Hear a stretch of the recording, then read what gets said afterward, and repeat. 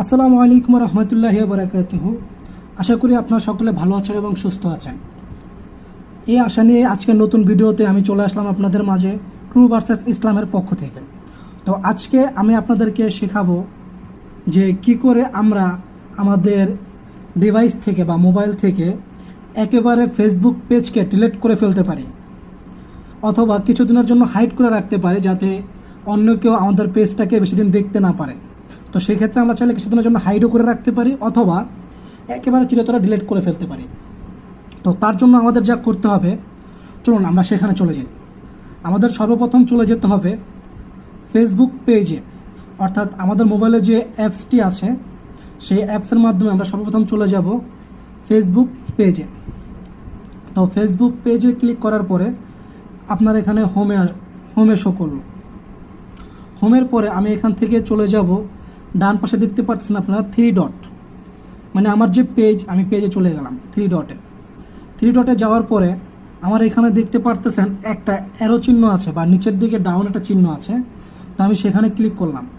Click করার পর আমার এখানে বিভিন্ন ধরনের পেজ শো করতেছে, মানে আমার যতগুলো পেজ আছে আমি সবগুলো এখানে দেখতে পারতেছি। তো আমি যেই পেজটাকে ডিলিট করব বা কিছুদিনের জন্য হাইড করে রাখবো, তো সেই পেজে আমি ক্লিক করলাম। আমি ধরে নিলাম আমার এসসি মোটিভেশনাল আমার পেজটি। তো আমি সেখানে ক্লিক করে চলে আসলাম।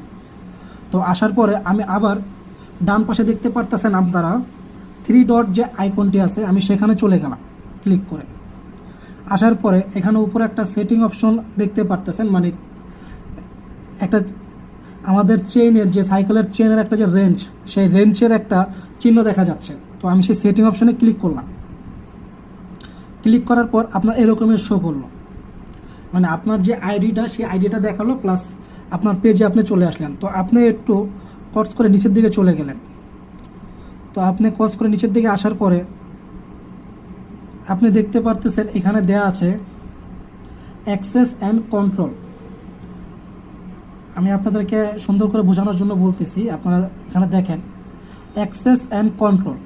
আমি অ্যাক্সেস অ্যান্ড কন্ট্রোলে ক্লিক করলাম। ক্লিক করার পর আমার এরকম একটা ডিভাইস চলে আসলো। তারপরে আমি এপাশে ডান দিকে যে অ্যারো চিহ্নটা দিয়ে আমি ডান দিকে ক্লিক করলাম। ক্লিক করার পর আমার এখানে লেখা আসছে ডিএক্টিভ পেজ অথবা ডিলিট পেজ। মানে আমি কি করতে চাচ্ছি, আমি কি কিছুদিনের জন্য পেজটাকে হাইড করে রাখতে চাচ্ছি, মানে ডিএক্টিভ করে রাখতে চাচ্ছি, নাকি আমি একেবারে ডিলিট করে দিতে চাচ্ছি। তো আমি আমার পেজটিকে একবার ডিলিট করে দেব। তো তার জন্য আমাকে যা করতে হবে, আমি এই ডিলিট অপশনে ক্লিক করলাম, অথবা আপনি যদি ডিএক্টিভ করতে চান আপনি ডিএক্টিভে ক্লিক করলেন। তো যেহেতু আমি ডিলিট করবো, তো আমি ডিলিট অপশনে ক্লিক করলাম। ক্লিক করার পর আমি কন্টিনিউতে ক্লিক করলাম। কন্টিনিউ না ক্লিক করার পরে আমি পেজটিকে যেহেতু ডিলিট করে দেব, তো আমি কোনো অপশন, আপনি চলে অপশন দিতে পারেন, এখানে বিভিন্ন ধরনের অপশন আছে যে আপনি কেন পেজটাকে ডিলিট করতে চাচ্ছেন, ঠিক আছে। তো আমি কোনো অপশন দিলাম না, আমি এনিওয়ে কন্টিনিউ দিয়ে চলে গেলাম।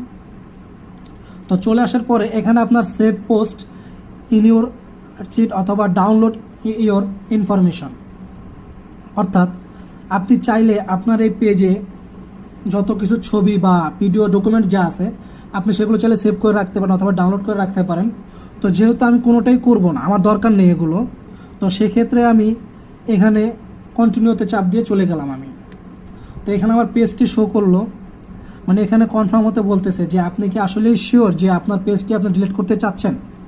তো আমার পেজটি আমি ডিলিট করতে চাচ্ছি, যেহেতু আমি কনফার্ম।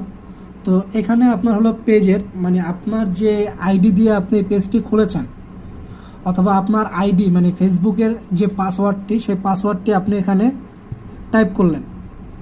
তো আমি আমার ফেসবুকের পাসওয়ার্ডটা আমি এখানে টাইপ করলাম, দেন আমি কন্টিনিউতে ক্লিক করলাম। পাসওয়ার্ডটি দেওয়ার পর কিছুক্ষণ সময় নিল। এখন এখানে ওনারা লিখতেছে আবার যে delete SC motivational page and information, মানে ওনারা আবার জিজ্ঞেস করতেছে যে আপনি কি ডিলিট করতে চাচ্ছেন কি না।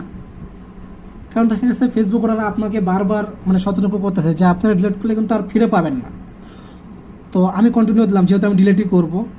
আবার লিখতেছি যে ডিলিট পেজ, মানে আপনি কি আবার ডিলিট করতে চাচ্ছেন, ডিলিট দিস পেজ, আপনি কি আবার ডিলিট করতে চাচ্ছেন।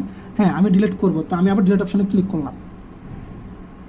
ক্লিক করার পর কিছু সময় লোডিং হবে, লোডিং হওয়ার পরে ডান, ওকে।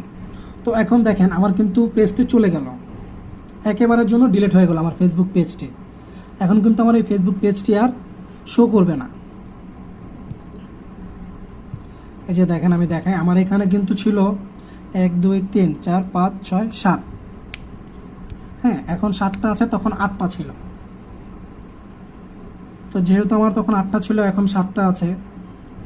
তো দেখতে পারতেছেন যে আমার একটা কিন্তু অলরেডি চলে গেছে পেজ।